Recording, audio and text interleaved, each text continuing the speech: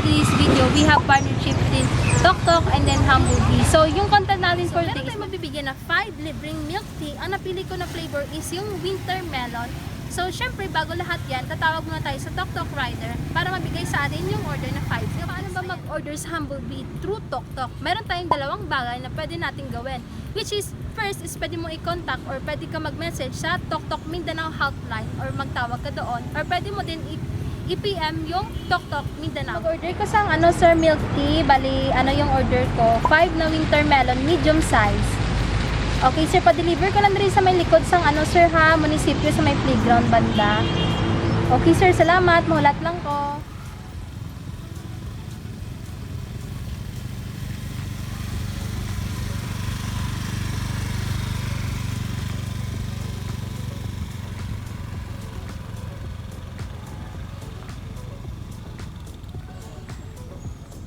Ayan guys, after ko tumawag sa Toktok, dumating na yung order ko from Humblebee.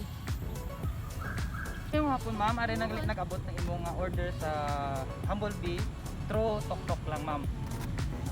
Dasig ba? Huwag na sa kadasig ma'am. Huwag na sa kadasig ang Toktok. Basta mga gwapong driver. Wow. Ma'am, ari nang order mo ma'am. Salamat. Tapos ma'am, gali ma'am, anniversary, gali sang Humblebee. Wow. May pa-free sila. Wow, salamat, Balik, Gid. buy one, take one. Wow, damo ina salamat. Thank you, Gid. Ayan. Salamat, Gid. Wow. Sige ma'am. Ay, gali ma'am, may second option kami ma'am. Pwede mo kami nga i-contact nga direct kung sa number nga nagtawag sa imo. Tapos or through Toktok Mindanao page. Sige, sir. Tapos kung gusto mo magpa-direct booking ma'am, i-PM lang ko ma'am or ang ibang wide. Salamat, Gid, sir ha. Thank you, Daming ma'am. salamat. Halang sa biyahe. Salamat ma'am. Salamat.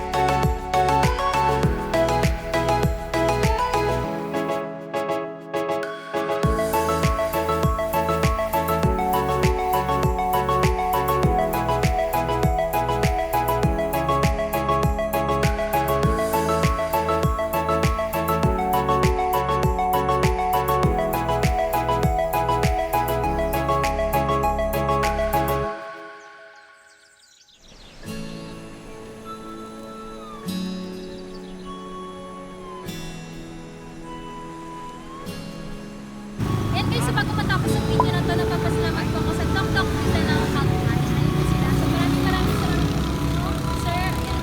So naway yan pa kayo ni Lord ng marami pang customer sa business na to. So maraming salamat po. Thank you. And guys, so dito nag-end yung video natin for today. Don't forget to like and subscribe to my YouTube channel. And don't forget to click the bell button para always ang updated every time we upload.